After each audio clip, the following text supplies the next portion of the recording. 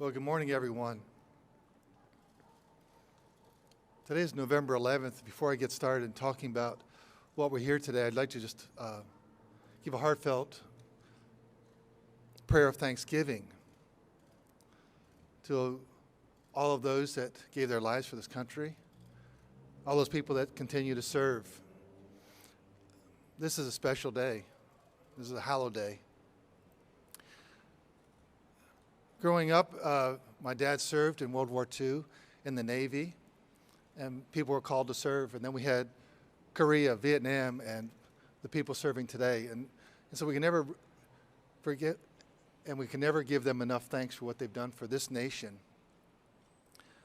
And one of the things that they fought for is for our right, our freedom, to have free and fair elections. So that is, at the end of the day, what we really need to be mindful, particularly in our office, as we work, finishing up and closing out the election that we just had. I also wanted to give a heartfelt thanks to the men and women who are standing with me here today. These are election directors from across Georgia. They represent large counties, small counties, diverse counties, and just from all over the state of Georgia. They and their staff are the ones that do the hard work on the ground of making sure that all legal votes will be counted. Their job is hard. They executed their responsibilities, and they did their job. This is a process. It is a process defined by law. These men and women in my office will continue to follow the law and count every legal vote. As it stands today, 97 counties have sent their final numbers in. The current margin stands at 14,111 between the President and Senator Biden, Vice President Biden. My office will continue to investigate each and every instance of illegal voting. Double voting, felon voting, people voting out of state. If you report it, we will investigate it. Every legal vote will count. We will continue to follow and enforce the law. Now let's look at the next steps. We are currently looking at having a statewide runoff on December 1 and another on January 5th. This is an untenable situation for these men and women to try and run both of these elections. With that, under my powers under the health emergency, I am moving the date of the December 1st election to coincide with the federal runoff on January 5th.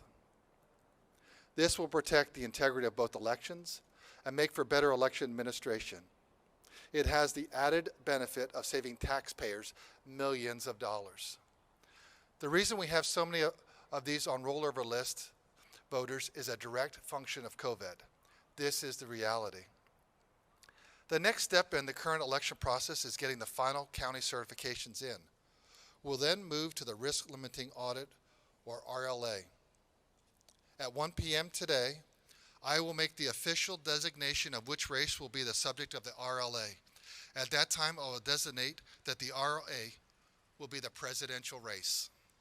With the margin being so close, it will require a full by-hand recount in each county. This will help build confidence. It will be an audit, a recount, and a recanvass all at once. It will be a heavy lift, but we will work with the counties to get this done in time for our state certification.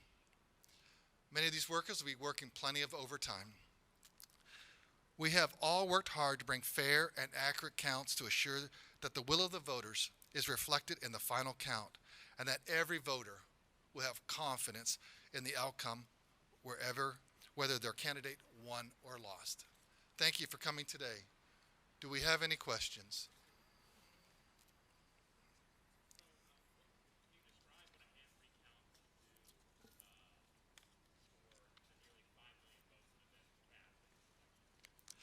Well, because we now have that verifiable paper ballot, for the first time in 18 years, we're going to have something to count instead of just pressing a button and getting the same answer. So we'll be counting every single piece of paper, every single ballot, every single lawfully cast legal ballot. That will be the names that are on the ballot, whoever they voted for president, the English written word. Yes, we will. As I said, people will be working lots of overtime next coming week. Lots of people will be really pleased with those paychecks if they're getting overtime.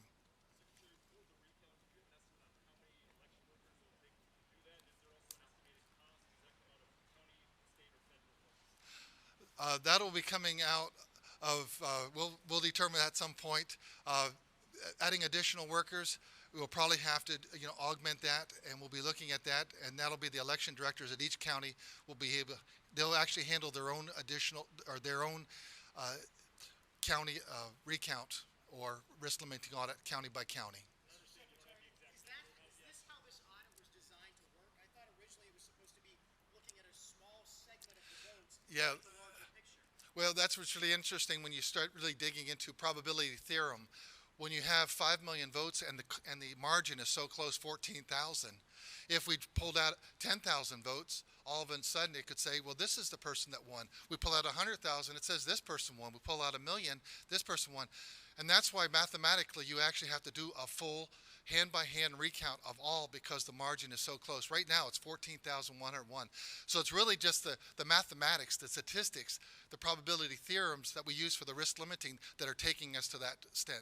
So if it was another race or you didn't have that such a close thing, then you could do that and it would just be a sample size. But you can't do that when it's that close. This race has national significance, national importance. We get that. We understand that. We do. We follow the process, and we understand the significance of this for not just Georgia, but for every single American. At the end of the day, when we do a hand count, then we can answer the question exactly what was the final margin in this race. Yes, ma'am. The president just released a list of some Georgians who have passed away who supposedly voted in this election. Is that something you would look at? Oh, absolutely. Well, we've been open and transparent. In fact, we've had multiple meetings like this, meeting with the press. Gabriel Sterling, our implementation manager, has come out to talk to you, really digging into the weeds. If you have any information about illegal voting or voter fraud, bring that to our attention. We will investigate every case that we hear. Uh, I'm hearing that that just came out this morning. We'll look at those records and we'll start digging into that. Won't a hand recount be less accurate than a computer recount? I mean, humans make mistakes, and are you concerned about accuracy of a hand recount? It really is what the numbers take us to, and we're following the process that would drive us to that, that's in current state law. And is it reasonable to believe that the results will change much? 14,000 votes. Is there any chance that the outcome or the results of the presidential election would change as a result? Is it possible that 14,000 votes could flip? You're asking me to make predictions, and what we're going to deal is in facts. And so I'll report the facts, and then I'll get up my calculator and I'll get that back to you. I can't do that off the cuff. Thank you.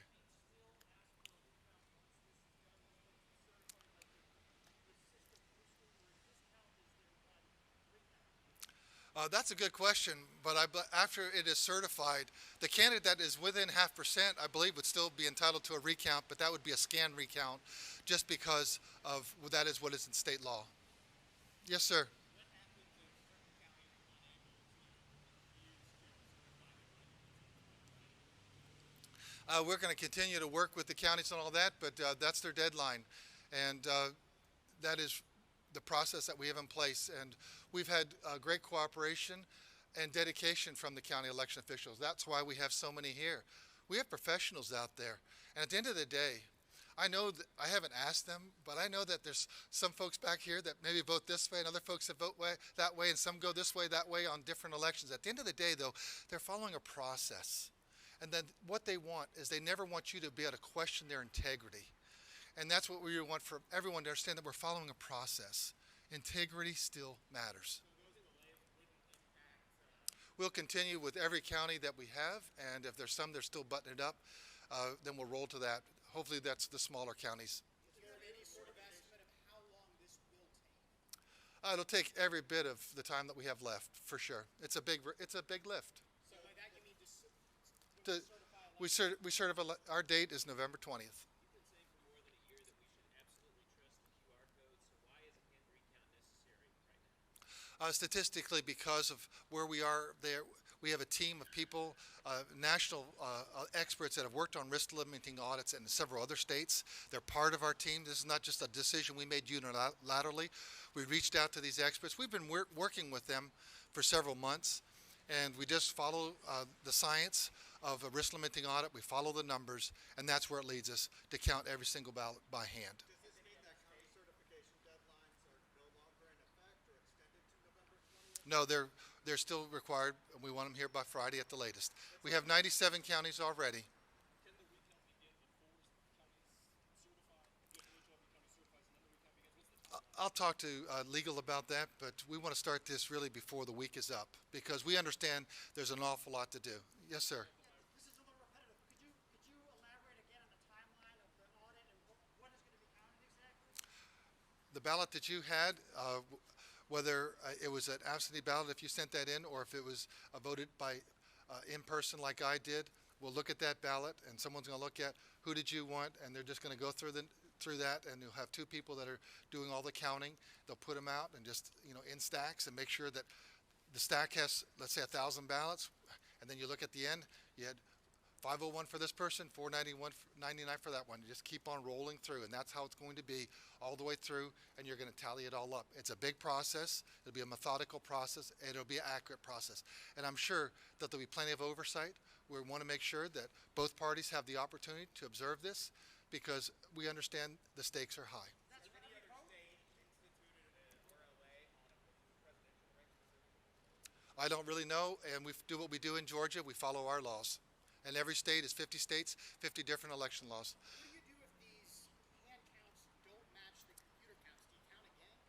No, that would then become the risk limit audit and becomes a full recount, and that is what we're going to be certifying on November 20th. So thank you very much. What you certify? That'll be what we certify because that'll be the last count, and that'll be the most accurate count. That'll be the paper ballot count. This bypasses the audit, I guess in theory of driving. Well, it is actually an audit. It's all in one. It's an audit, recanvass, and a recount all in one because it'll be just really a process that gets it all. Secretary, Yeah. before the election, your office said over and over again, the mail-in ballots, it's going to take longer. It's going to take longer to certify these and go through all these. Now this is being kind of used in claims that the election was inaccurate, it took so long. What do you have to say to that? Well, what many people aren't aware of is that where we are in the process right now in our counting, we're in the same place that Florida is, North Carolina, and Texas. The thing is, in those races, it's not real close. In our case, there's 14,101 votes right now that separate the top versus number two. And so therefore, all eyes have focused on that, and that's really why you're seeing that. But the other states are still out there tabulating their absentee ballots. Thank you for bringing that up. What happens to John Lewis's election to fill his seat if, That's still going on. but even though someone will have been sworn in for that seat, McKean Williams have already been sworn in by the time the special election now takes place. The 5th District is not affected by what we're doing here.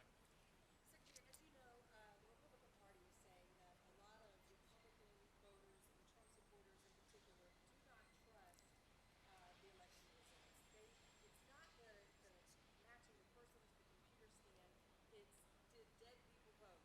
Did the mail service, did employees from the postal service steal the election?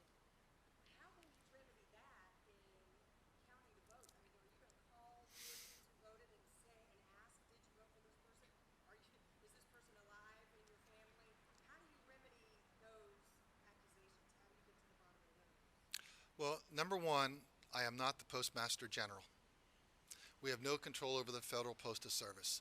So when people mail their ballots back, it's then under federal government control and the federal, post office, postal service. Once it gets to the counties, then that's when the counties, have handled that. Through this process, we believe that, and we know that the machines are correct in what you're going to find, we believe, in the count. As it relates to dead people and other, forms of illegal voting, that's why we've asked for, if you know of a case of illegal voting or suspected illegal voting, bring that to us. anecdotes and stories doesn't work. We need something that we can actually investigate. I'm actually very grateful that Attorney General Barr, I respect that man. This is his second round as being Attorney General of the United States of America, and he is a calm, very thorough attorney, and he's directed his U.S. attorneys to look for things. And the one thing that the federal government does have is resources that we don't have. And so if they can find something that we can't, that can help to bring to bear, we want to make sure that the only people that vote are legal voters. But that's not part of this process that you would be part of. I mean, Yeah, that we're counting what the paper ballots are, and those will be ongoing investigations. Does this new recount set a precedent for every close race going forward in Georgia? No, we can pick whatever one we pick, but we understand the national significance of this session right now. Next time it may be some other statewide race. In fact, as we roll this out, you have to understand, many states that are doing risk limiting to audit, it took them 5 to 7 years to get this going. When Colorado did it, that was a long, multi-year process. We've passed House Bill HB 316 in 2019. We stood up, in spite of COVID, a risk limiting audit this year. And so in 9 months, 11 months, we're going to do the first statewide election with a risk limiting audit. So this is record time that we've done this. We're actually eventually going to be doing risk limiting audits for a host of elections to give you, the voter, confidence that when you've cast your ballot, it was accurately counted, that you have the confidence, and you can leave at the end of the day knowing the system got it right. And then when we do that, we think it really is good for all of the Georgia. Are you doing this full recount because the Trump campaign asked you to? No, we're doing this because it is really what makes the most sense. With the national significance of this race and the closeness of this race, we have to run a statewide audit. This is the race that makes the most sense. Logically, as I worked with our team, this is really what made the most sense, and we'll be following the process on that.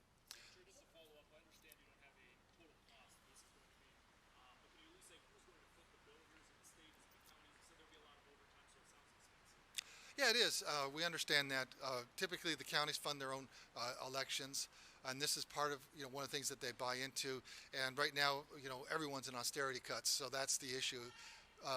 But that's where we are, and I don't have an answer specific on that. I have my domain as Secretary of State, and I can only have my authority that I have within office, and we don't. That is something that would really be what the General Assembly perhaps could do to help the counties. If I describe it correctly, it sounds like the counties will foot the bill, but there's an opportunity possibly for At the present time, that would be what it would be. Secretary, in your media releases to all of us, you bill yourself as Georgia as a national leader in elections. Has anything changed in that, or do you still consider yourself a national leader? Yeah, I think Georgia's done a great job. If you look what we've accomplished in this past year, we stood up a new voting system, new voting machines in less than 6 months, and that was really because we had an activist federal judge that said you can't use the old DRE machines, and so we had to do that for the first primary that we had coming up. All of a sudden, we got hit with COVID. That started hitting in February, and then March, the General Assembly had to take a hiatus around March 15th, and so then we had to do a 360, or a 180 on what are we going to do here so that we can run elections that are safe, for voters, and what does that look like? And then coming out of that, we stood up an absentee ballot portal, so that we could have safe, secure requests for absentee ballots that required voters to tell us your name, day, month, and year, so we could identify you, and then also your Department of Drivers, service, your driver's license number, so we make sure it truly is the voter that's requesting this absentee ballot for additional security. And then we added ballot tracks. Then we added the wait time. And then we had very successful early day voting. We had a few lines the first couple of days, and then we had record 2.8 million voters plus voted in early voting. And we had very short lines for that. State Farm stood up, but across the state, every one of these election directors had great success. Then on the day of election, we had average wait time in the afternoon was about 2 minutes. At one point, I screenshot it, put it out there on Facebook. We had wait times. The longest wait time was 40 minutes. It dropped down to 20 minutes, and before it was 10 minutes. So tremendous, results. And so I think that we've led in so many different areas, and we've proven that every vote counts and integrity matters. At the end of the day, that's good. What happens if the recount isn't done by November 20th? Well, then we'll just have to continue that process. But we have our charge. The November 20th is our day. And the one thing that we've learned in the construction industry, I've been in this thing really, hit my first construction job site when I was about 6 years old, sitting in my dad's pickup truck. And so I say all that. I grew up with the idea of deadlines, and in our business, it is all about deadlines. And every day, it's about hitting deadlines. And our election directors, they know all about deadlines because we have this date for this date for that, registration, this early vote, day of election. And then all of a sudden, you have a runoff. And then you roll into next year, we're going to have city and municipal elections. And then we're going to roll into the next year. So this whole operation is deadline driven. I'm just trying to understand how hundreds of human beings working long hours are going to be more accurate than a computer. Well, that's why there'll be plenty of eyeballs on them to verify that every vote is accurately counted. And that's the way the process works because of the large number of votes and the closeness of the vote. It's the only way to do that. We've talked to our risk limiting experts in our office and also national experts in that. We're following the process. Thank you very much for coming out. We'll have another announcement later today. Thank you.